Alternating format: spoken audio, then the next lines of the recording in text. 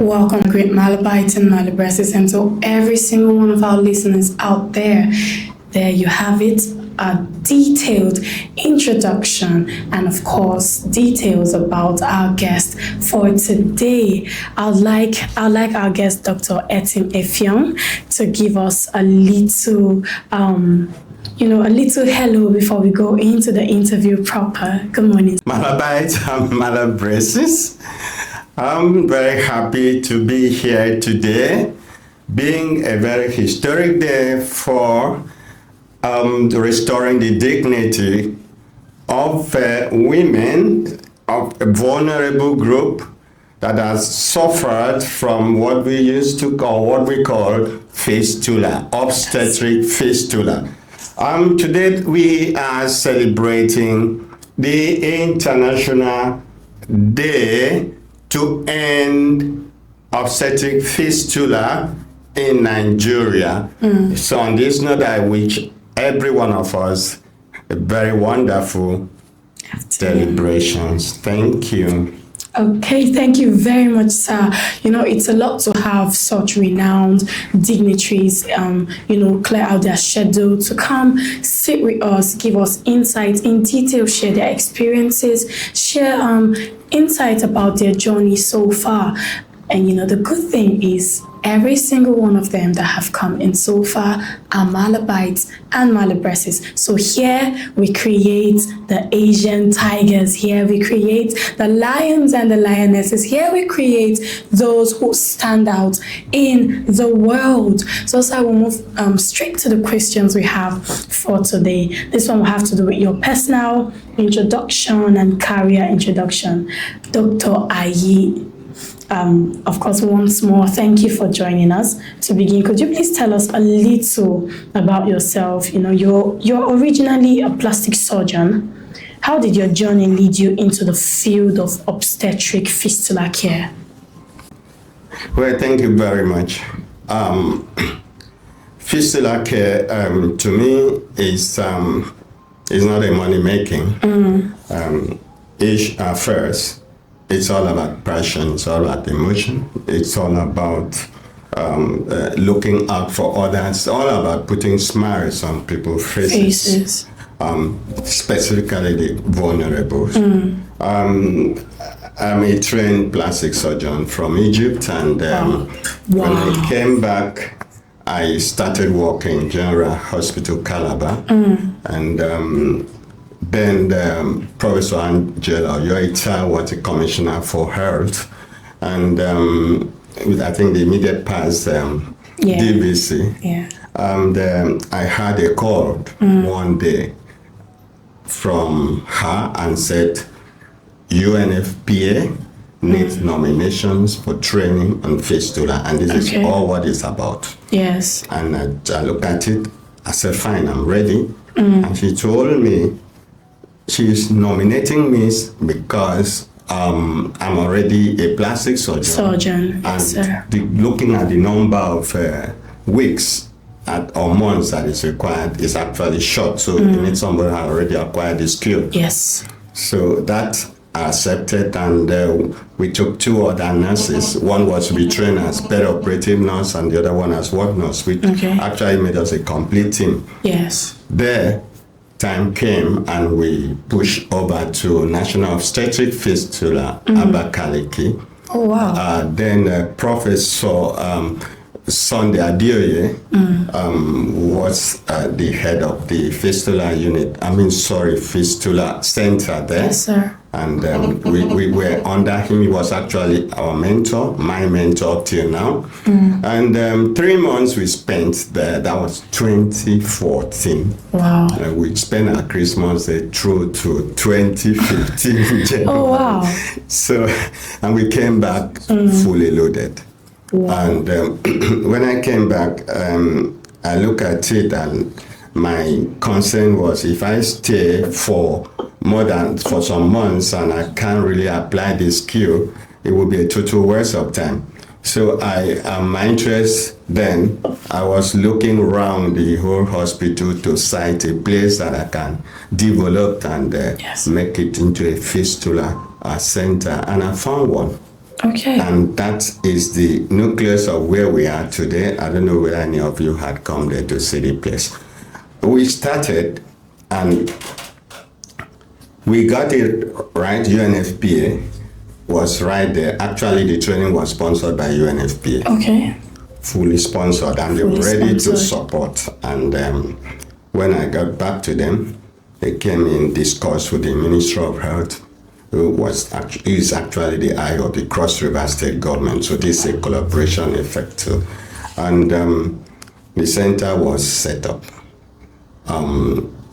We started 2016. It was inaugurated by the deputy governor who represented the Governor Ayade then. Yes. Deputy governor was Professor Ivarisu. Center kick-started, and we had our first pool effort. What we call pool effort is that we campaign and bring up clients and bring one or two surgeons from outside. Usually, the fistula surgery is not a surgery you just finish and then they will tell you go into the ward and experiment. So you have to make sure your hands are good enough for you to be independent to operate.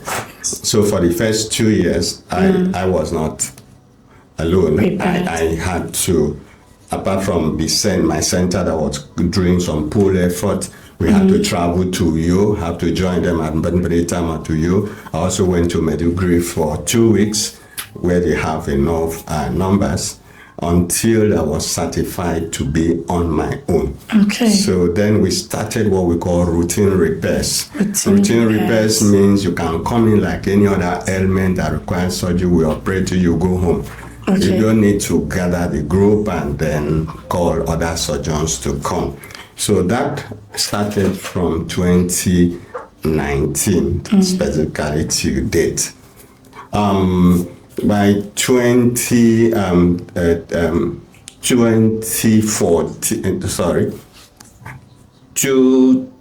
2023. Okay. Based on the data from the center, yes, we got a good nod from UNFPA. Oh, okay. The Spotlight Initiative through UNFPA decided to upgrade the center to a status that we can train. Yes. And become state of art, of course. Wow. So that's that happened.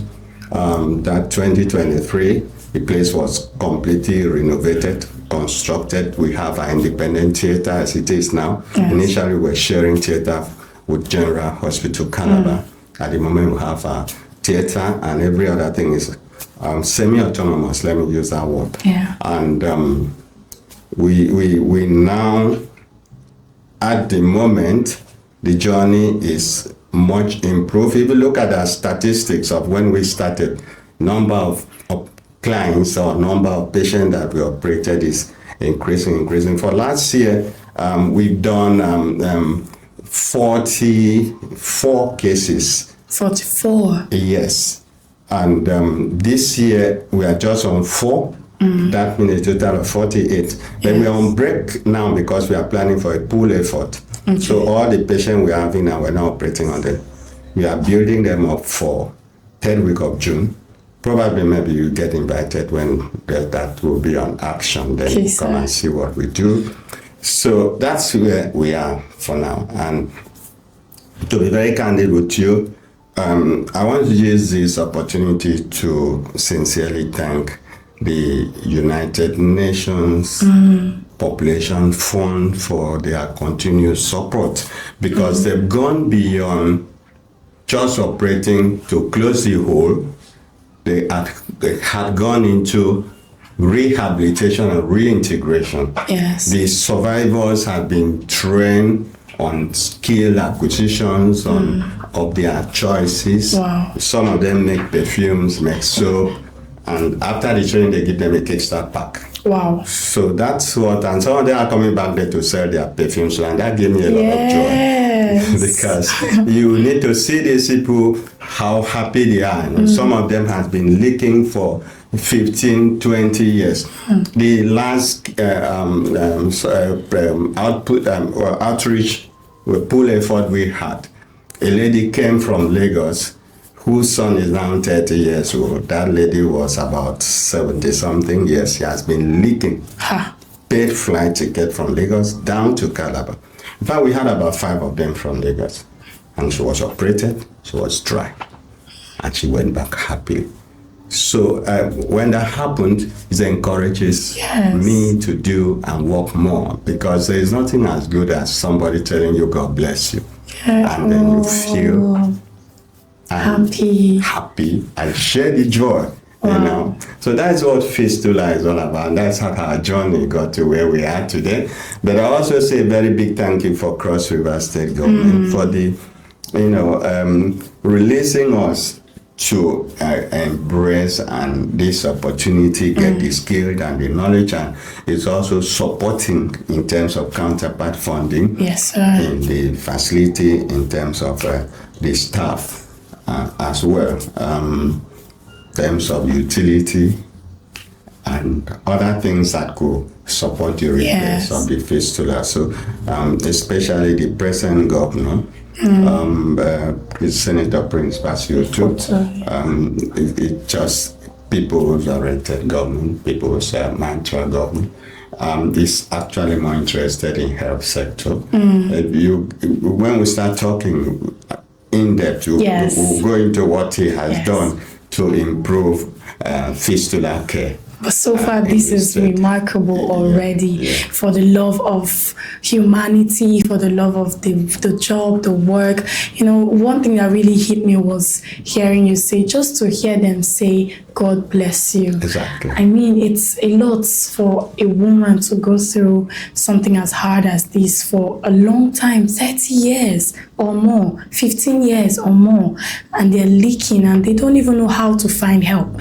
But then this intervention is made available for them. That is truly, truly remarkable. Now, sir, for the benefit of everyone listening, could you please explain, from your own perspective, in the simplest way possible, what an obstetric fistula is? What causes it? What is the mental, physical impact? What are the challenges that the women who suffer from these things go through?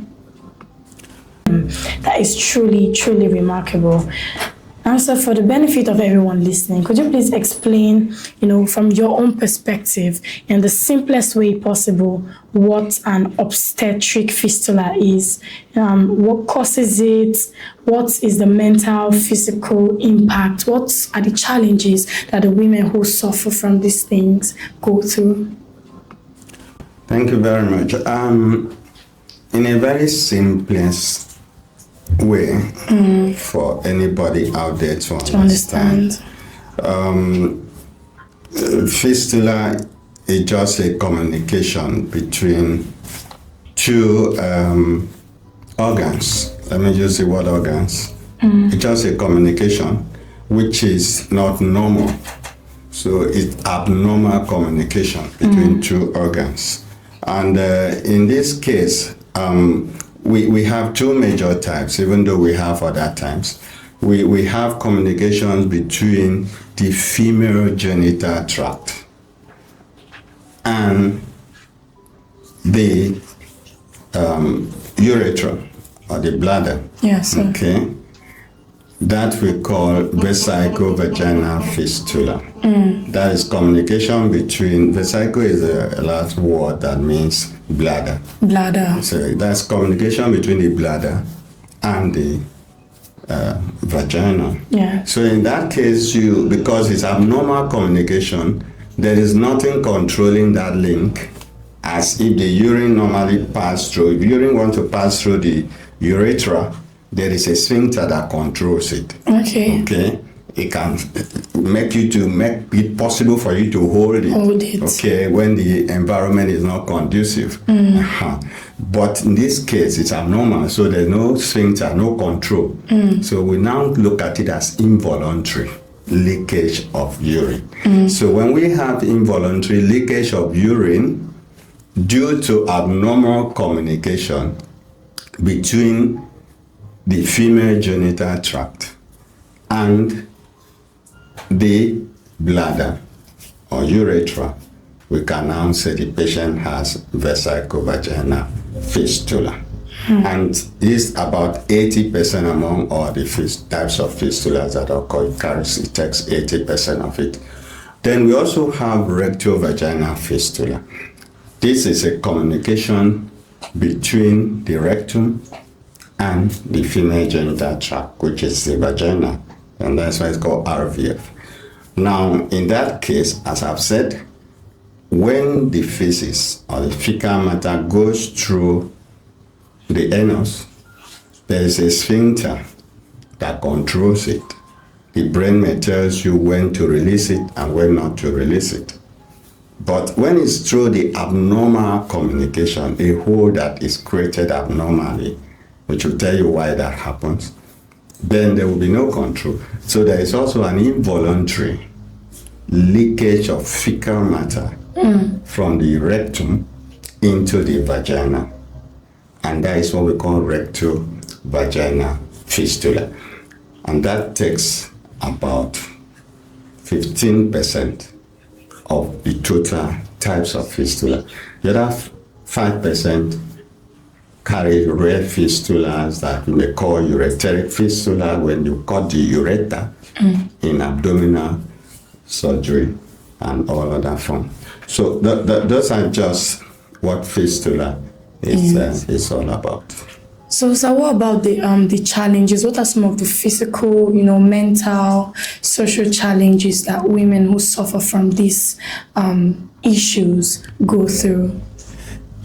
Yeah, the first thing, let's look at the mental, the cycle. Yes. Of a patient with a woman, a decent woman that got married and wanted to enjoy her marriage, and suddenly after deliveries, there are two things that happens in fistula. A patient that develops fistula, one, that child may not be alive. So that's one trauma. Two, the survivor of as a mother will survive. Apart from the fistula, there may be other complications. She may develop what we call obstetric palsy. She will lose the gait of walking. She'll be limping sometimes. So that deformity, she might also develop foot drop. So when we look at the composition of this, we now look at fistula and not just closing the hole, but treating a woman holistically. You start from the psychological aspect of it. That's why the fistula nurses are being trained separately from other nurses. They are not just like ordinary patients. By the time they come in, you have to know how to manage them. You manage their psychological aspect of it, and they manage their pain. You manage their pain because they're coming with pain. To be able to bring them to accept you, just win you, to themselves, and then you'll be able to, whatever you give them, they will take to get well. Two, most of them believe that it's not a clinical thing. Some believe it's from mother-in-law, it's from friends that were not happy that they got married. So you really have to talk to them and show evidence that these things, some people have come here before and they've gotten it right. Thirdly, the next thing that happens is that in most cases, the husband moves away from them and abandon them. So most of the fistula cases we have, they don't come with their husband. The husband must, especially those ones that has been for years. And once the husband leaves them, they cannot reintegrate into the society. Economically, they've lost what they were doing. Because, for instance, you were selling groundnut. You are padding yourself. The stink alone, once people know that you come to buy groundnut whey, they wonder where the urine, the odor is coming from. They will stop coming. So you, as the patient, your self-esteem is no longer there. So most of them become social outcasts. They move away from the urban to the interior and stayed and be doing other things that may not even give them what can feed them in a day. So the poverty aspect will start blinking on their line. They cannot do anything professionally because they can mingle. So that is the other aspect of it. So for us, the issues of complications is another thing that can meld their total lifespan. Yes, sir. Those ones that cannot walk again, cannot move well. In fact, it's a holistic problem, socially, economically, mentally, and otherwise. And the thing is, people say that this disease is a disease of poverty and silence, a neglected public health and human rights issue. But I want to know, in your view, how does poverty, cultural practices, gender inequality contribute to the ongoing prevalence of this condition? Yeah, it's quite true that poverty is an indirect cause, classified as an indirect cause. Because when you look at causes of fistula, we have direct and indirect. Poverty is classified under indirect cause. Okay. Now, why we look at poverty? Because mainly the global campaign for fistula, to end fistula, that was launched in 2003 by the UNFPA and its partners, focuses on three key areas: prevention mainly, treatment and rehabilitation. Now, when we look at the prevention, what are the major things in preventing fistula? We have to look at family planning, skilled bed attendance, and access to emergency obstetric care. When you look at the system, if the patient was rich and have money, he can go for antenatal service anywhere where the facilities are abound, where good hands, skilled, are there. Okay. But if that patient is poor, does not have money, doesn't have wherewithal, and got pregnant, it might get to the little facility, maybe by primary health care system that has been managing, and at the end of the day, the caregiver will tell her, please, this case, you have to move to the secondary healthcare facilities that is few kilometers away from there. And then she gets back home and look at the transportation, look at how she's going to feed herself, look at where she's going to stay to be able to access a doctor in that area. What will be the next step? She will turn around to traditional bed attendants that is behind her yard for care. Yes. And this is a case that a primary health care told you have to go to secondary. Yes. And now go to where that is below the primary health care. And this is where fistula comes in. So poverty is one major issue. Wow. We also know that early marriage, teenage pregnancy, and obstructed labor are major risk factors. But then what are the specific steps that should be taken to protect adolescent girls and women, especially in rural areas, from becoming victims of obstetric fistula? The first thing is we have to start with community involvement and advocacy. Community involvement and advocacy. Yeah, that is at the grassroots. Very, very important. The advocacy have to be carried out. Awareness have to be created, especially on teenage pregnancy. Because why do we have this as risk? The pelvis size matters a lot. A lot. And pelvis develop with age. So at a certain age, if the pelvis is underdeveloped and the child gets pregnant, for the baby to come out, there will be a disproportion because the head of the baby will be larger than the pelvis. Plan them for straight cesarean section, what we call elective cesarean section. You don't wait for the labor to come. Wow. Then, sir, I would also like to know how can obstetric fistula be prevented? What can women, families, and communities do to reduce the risk? How can the health system better support these prevention efforts? Yeah. First and foremost, the obstetric fistula is a major public health concern. Yes.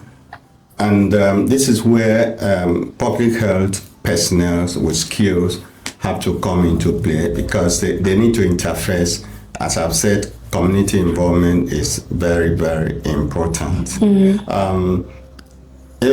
As it is, we tend to see most of the fistula cases coming from the rural areas.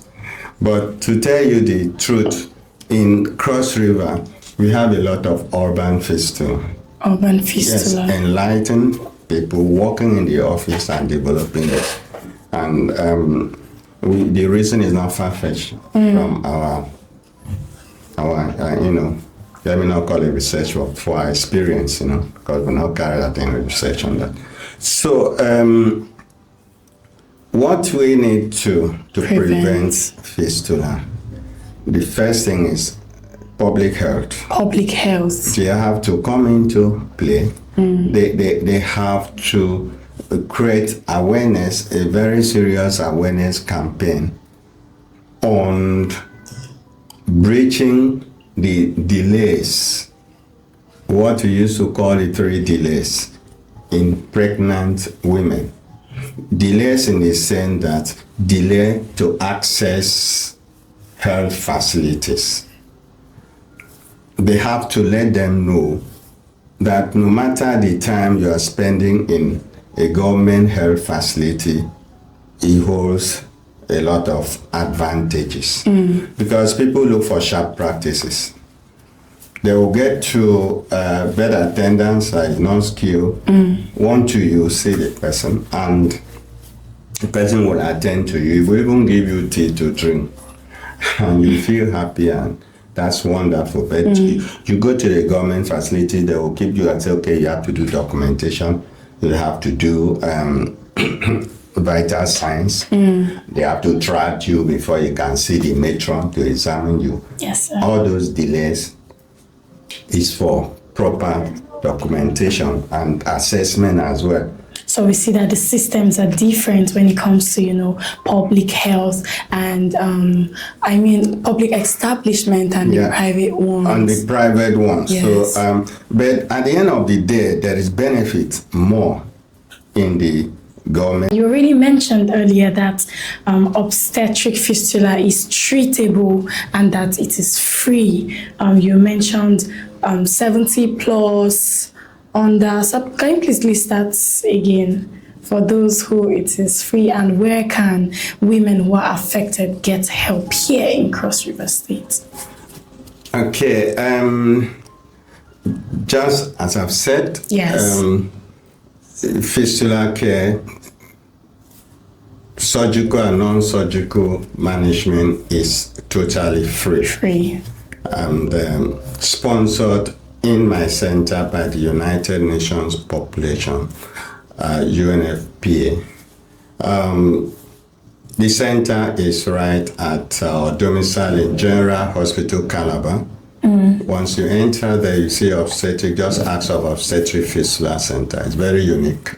We used to call it Canada of the General Hospital. Yes. So when you come in, you see the ambient environment. So there you have it. It is treatable. It is absolutely free. So you don't need to go around feeling destitute and establishment. So the public health skilled personnel should be able to bridge this gap and, makes this patient to move more towards, that they should also be able to establish a kind of legislation that, they make women to have the right to education, right to life, right to health, Right to health, right to education. Yes. Those are some of the things they need to do at that level. Then we come back to the other level, that there should be access to basic and comprehensive obstetric care.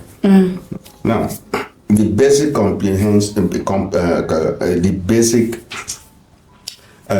obstetric care is at the level of the primary health care. Now, if there is any reason for referral, then it now goes to the comprehensive.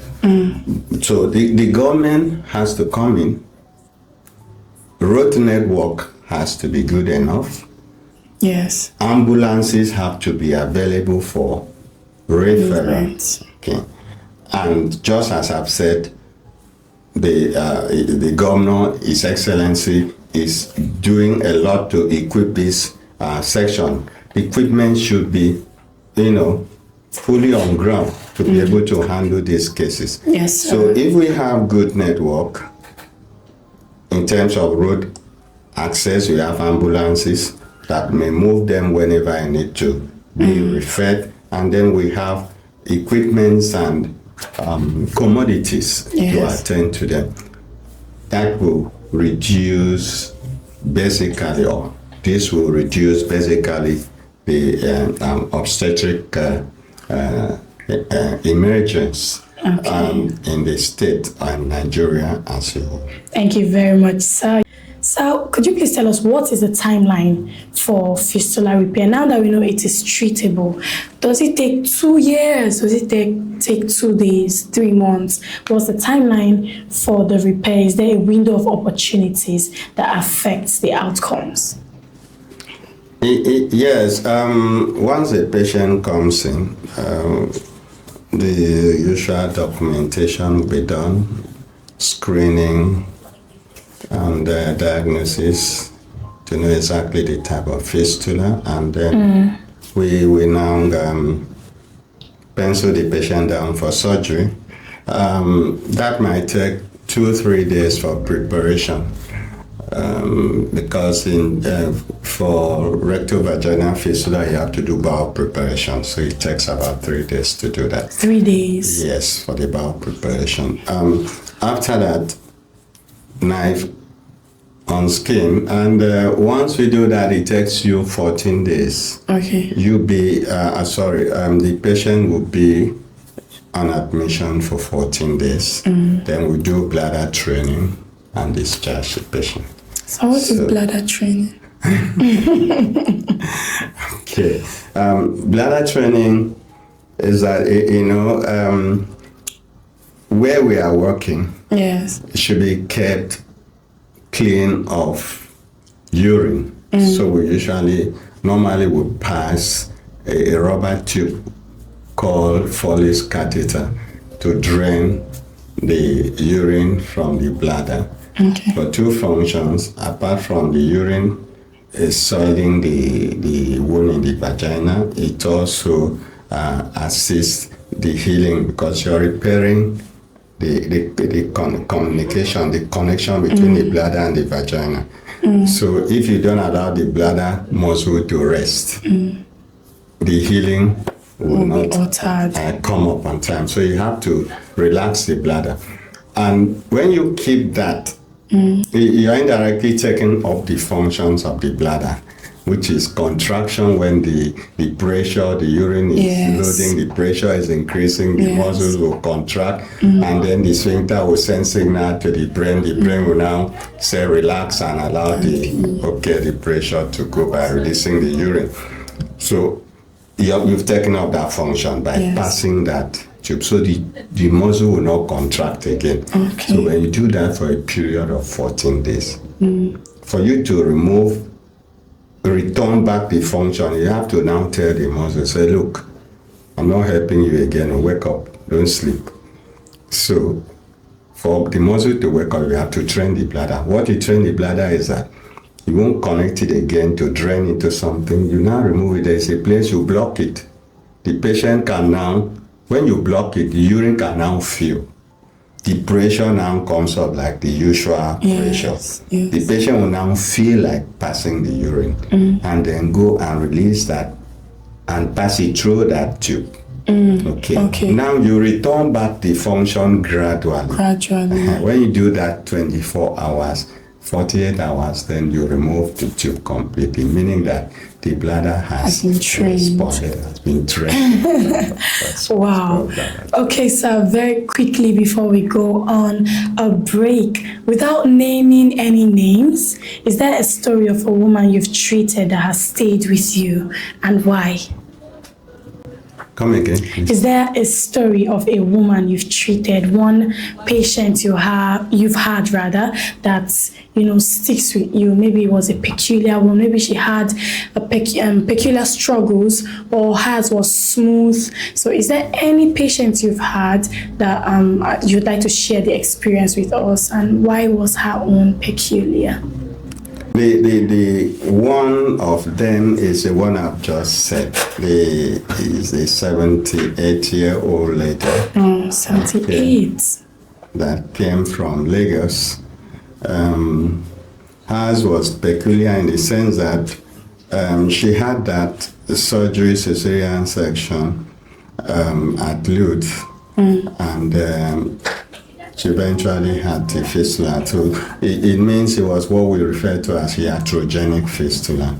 As I've said, we have direct causes. The poverty you mentioned was indirect.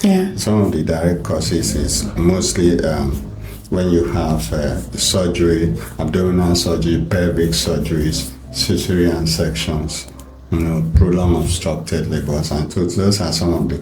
So one of our own case was that of cesarean sections, and since then she had been trying to get rid of it, but every time they want to arrange a hotel, her there's no facility to handle it. And that keeps her at a point. He just told his son, I'm old now, I don't want any, let me just die with it. So that makes it peculiar. And when we started jingling, usually we do it with Hit FM. So it cut across, and during our mobilization as well, messages will go to Facebook everywhere. So that was where they saw it. And now the son called me and said, my mom has this. Can she come down? I said, okay, fine. Send her down.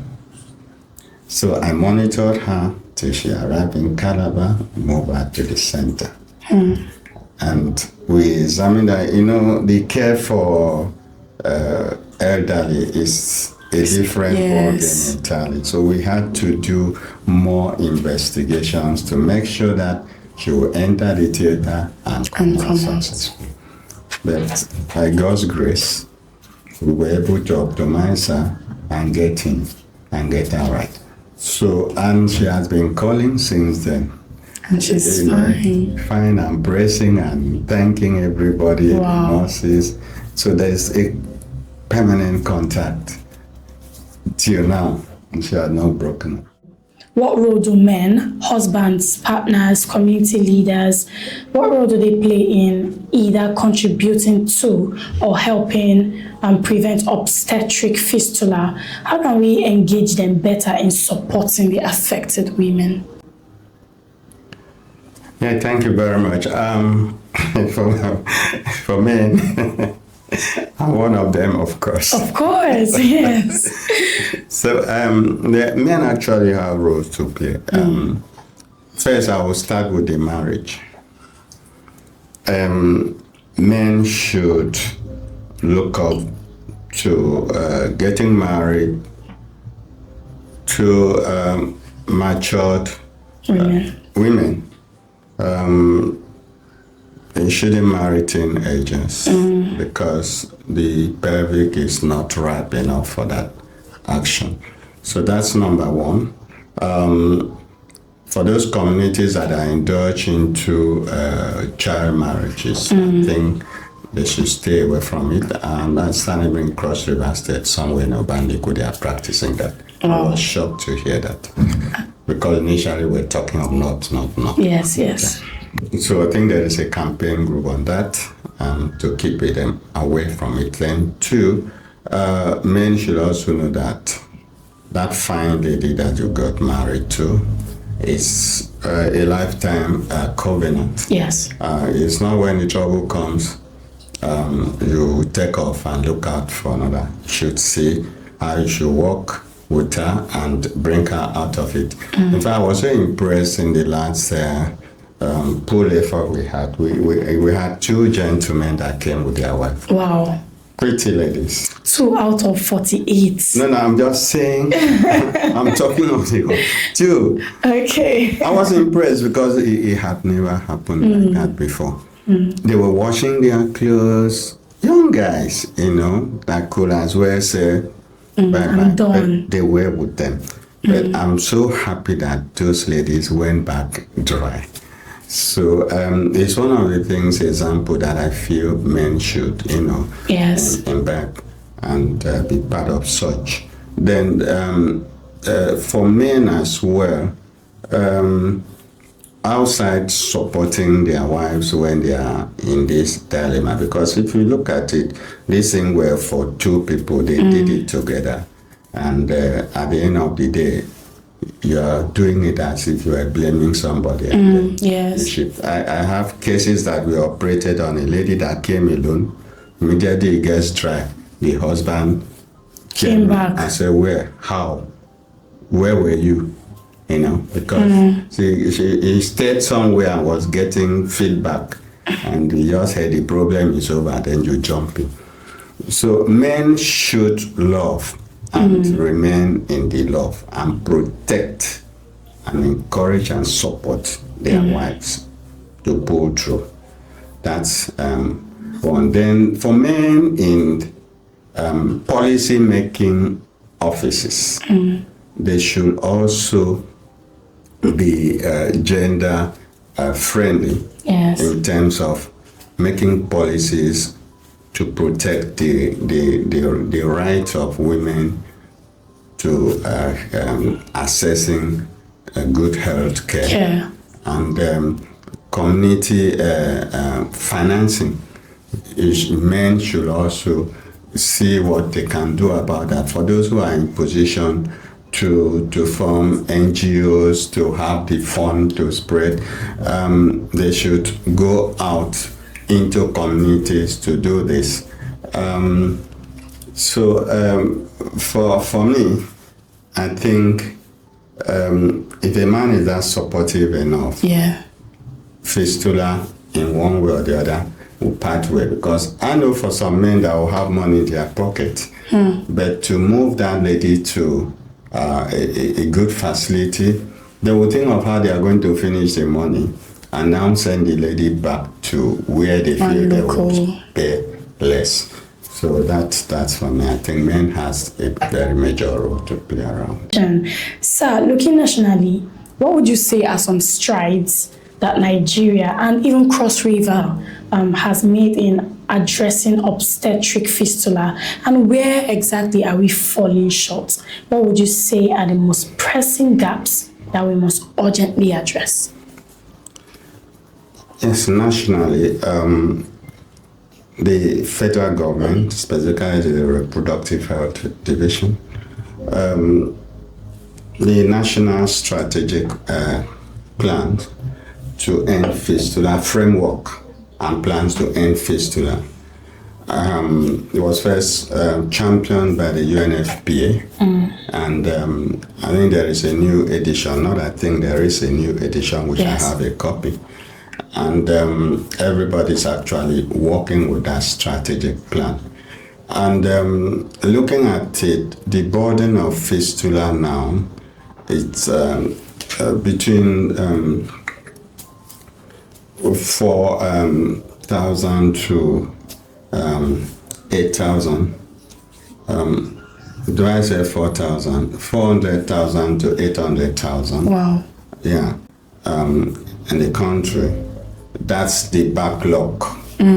Now, on annual basis, about newly 12,000 cases Wow. is being coming up. 12,000. So now what we have to do to fight the backlog, on the other hand, prevent further occurrence. So the focus is on prevention as well as fighting the backlog. And what has the government recently? Federal government has approved another national obstetric center in Edo State. Wow. So the more centers have been built, more fistula surgeons are being trained. We've just trained one from Cross River State, and the more training is coming up. Either this month or next month, which 4 doctors in Cross River State will benefit from in fistula, so that we have more hands. So because for you to actually clear the backlog, you need more skilled hands. Yes, sir. And then on the preventive side, I spoke about creating access to emergency obstetric care, upgrading the facilities, creating a network of routes, and to make a quick access to basic and comprehensive obstetric care. So then community involvement. So those are some of the things that the national is doing now. Then funding. Recently, for sustainability, the federal government had decided to move fistula care under national health insurance scheme.